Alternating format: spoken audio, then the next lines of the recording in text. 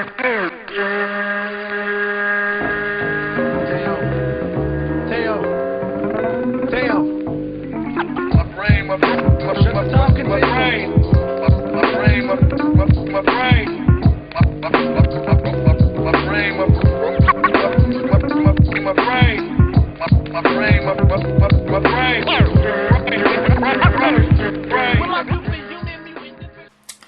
up, bitches? It's the MisanthropikOne, aka He Who Hungers, and I'm back up in this bitch for another rant/review. Y'all asked for it, so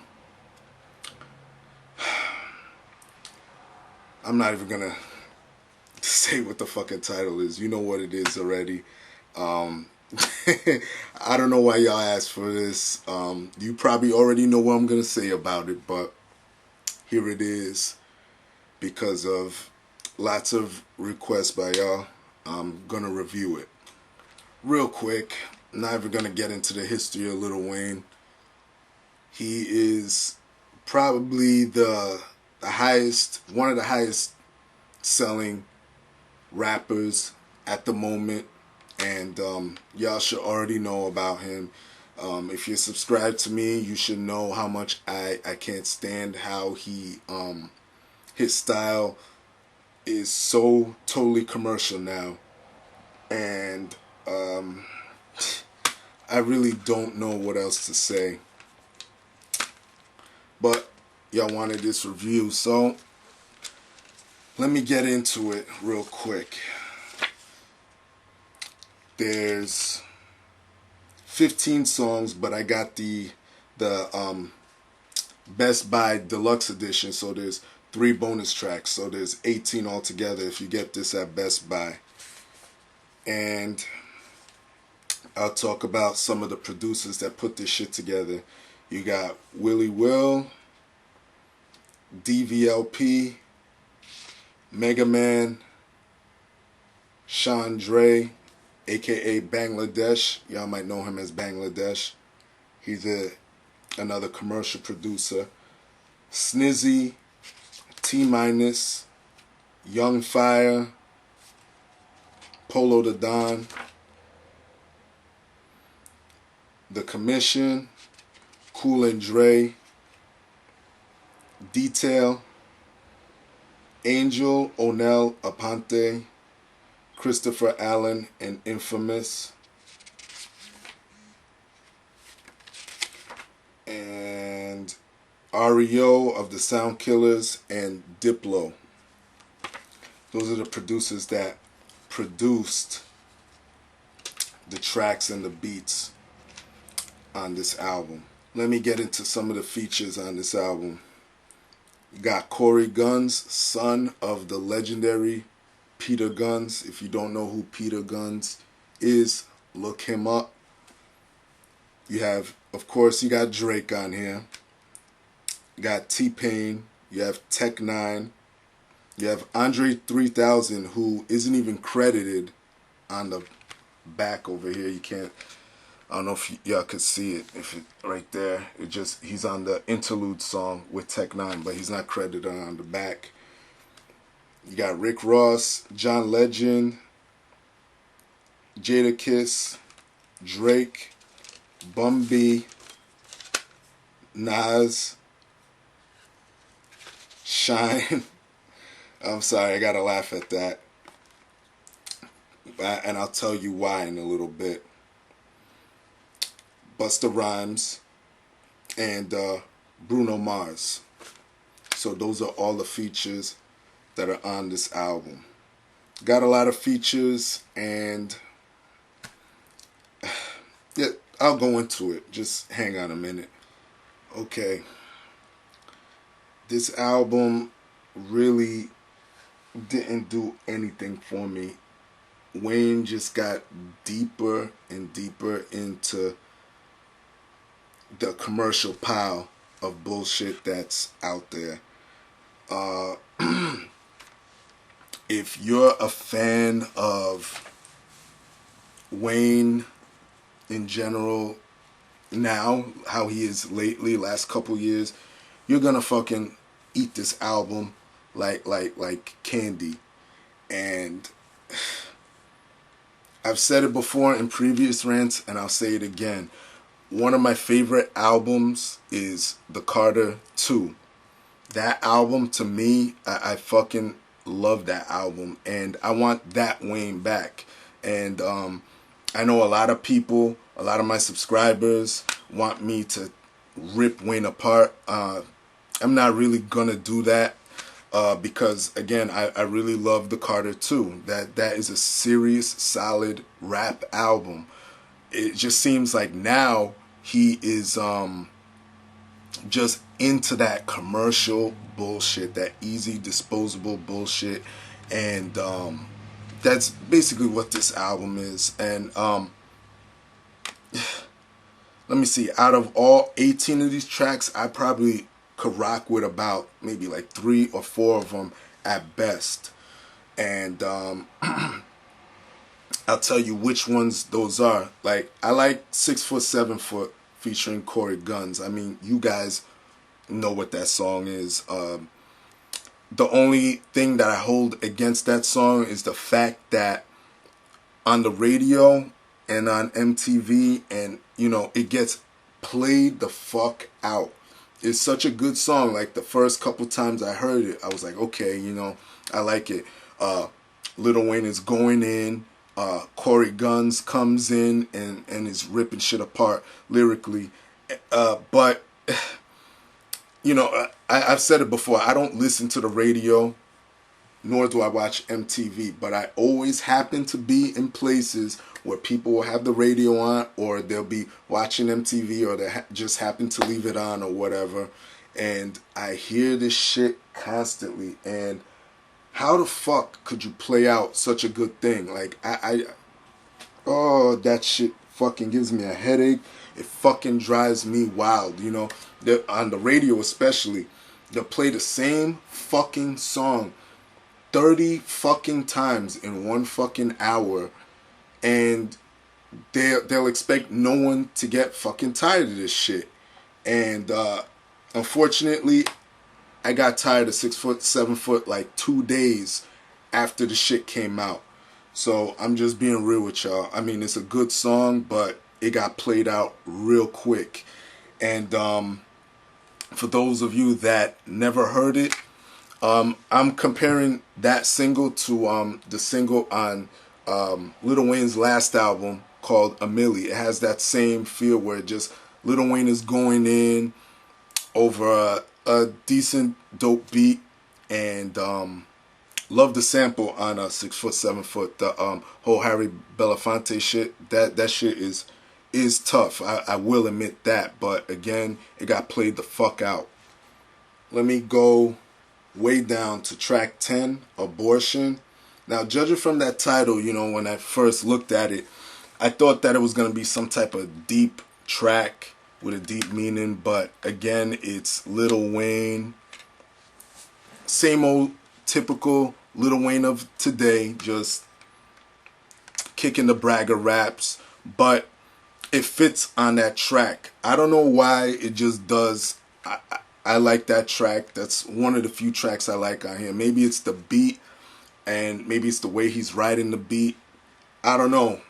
And mixed with some of the shit that he's saying. I don't know. That's just one of the few. Let me go forward to track 13, President Carter. I like that track. He gets a little bit political on there with his rhymes, and he keeps that concept going within the rhymes. So I give him that. Plus, he's rhyming over a traditional hip-hop beat, which he doesn't do nowadays. He rarely does that anymore, or I should say ever. But I give it to him on President Carter. That is one of my favorite tracks on this album. Okay, I'm going to jump all the way up. Well, not all the way, but let me go back up to track 8, which is called Interlude, featuring Tech 9 and, like I said before, Andre 3000 from Outkast, but he's not credited on the back of the CD.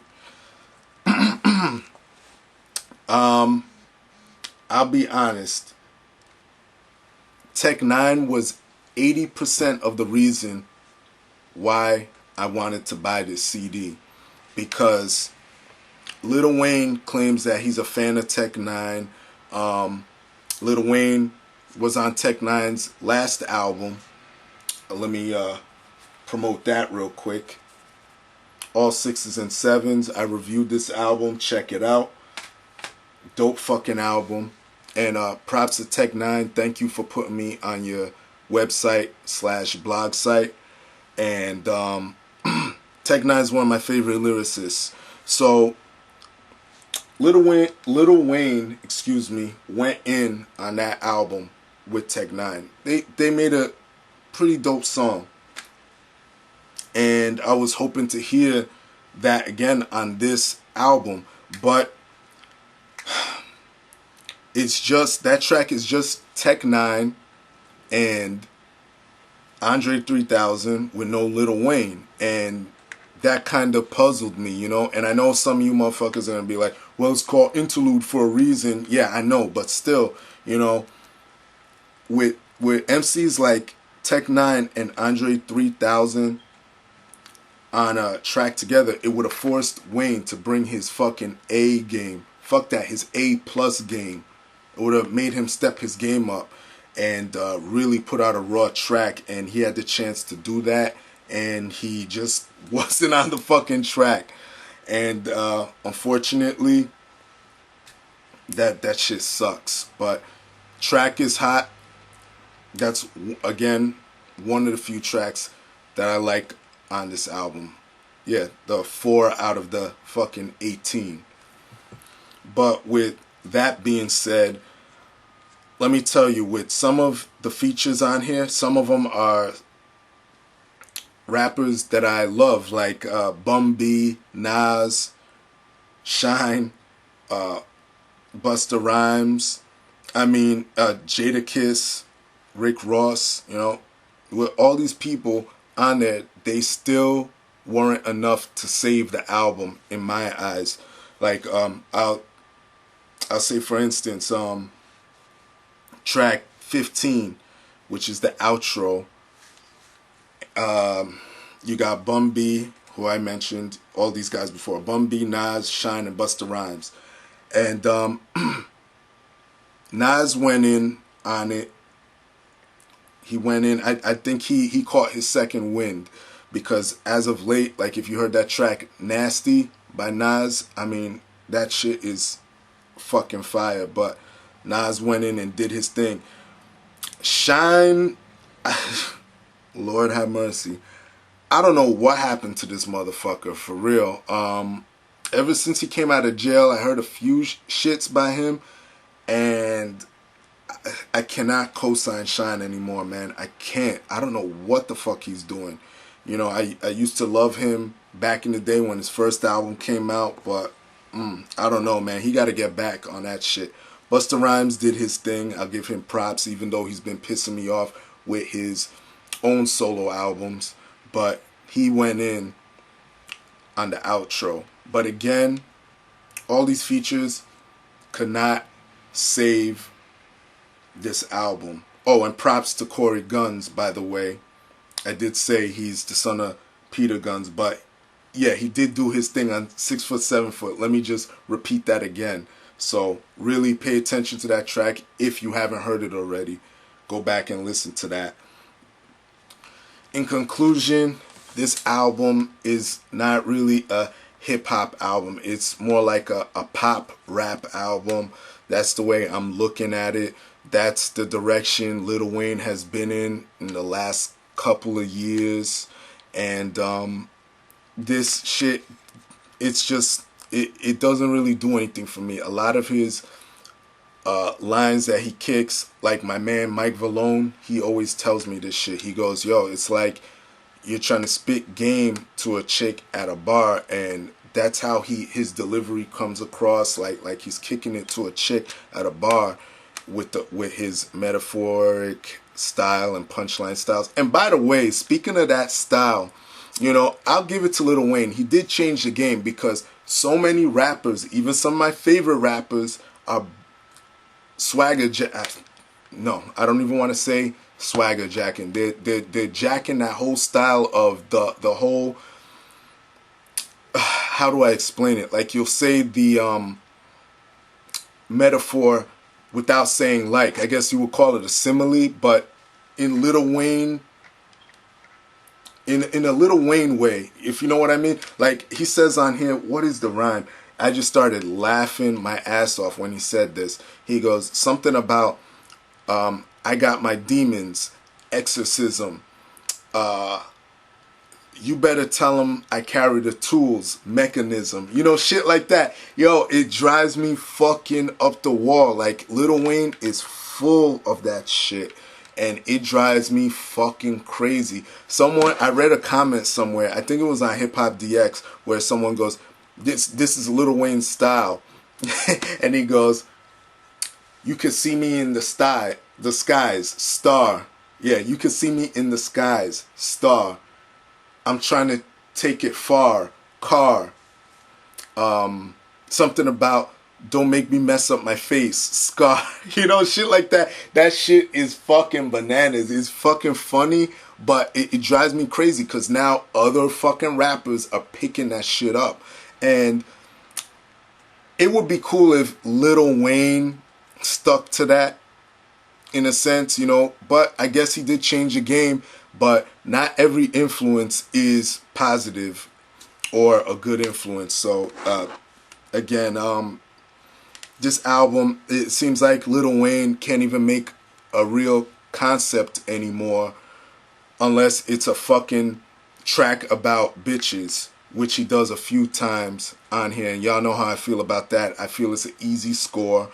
I want to shout out my people at Dead End Hip Hop, by the way, because I watched their review on this, and the Wolfpack that were the guys